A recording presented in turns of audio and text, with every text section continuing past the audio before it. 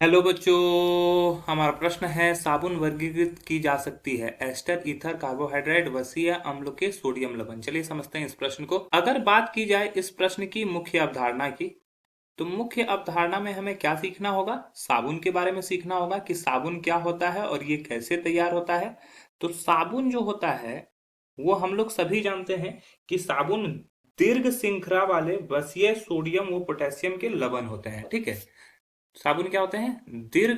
श्रृंखला दीर्घ श्रृंखला वाले वसीय सोडियम या पोटेशियम लवण, सोडियम या पोटेशियम लवण होते हैं, लवण होते हैं। ठीक है, तो ये हो गया हमारा, क्या होता है, ये साबुन हो गया।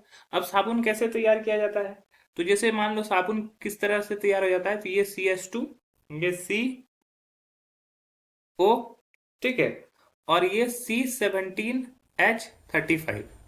इस तरह से ये तीन मूल जुड़े होते हैं, यहाँ CH2, ये CH और ये CH2।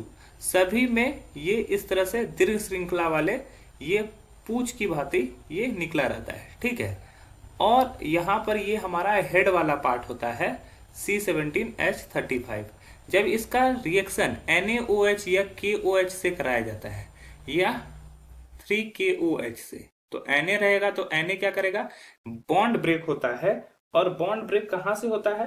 तो अगर हम लोग ध्यान दें तो बॉन्ड ब्रेक होता है कुछ यहाँ से ये बॉन्ड ब्रेक करेगा, यहाँ से ये बॉन्ड ब्रेक करेगा, यहाँ से ये बॉन्ड ब्रेक करेगा।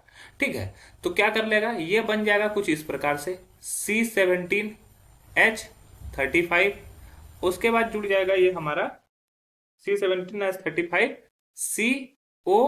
COONA। इस तरह के तीन मूल बनेंगे, यही हमारा क्या कहलाता है, साबुन कहलाता है।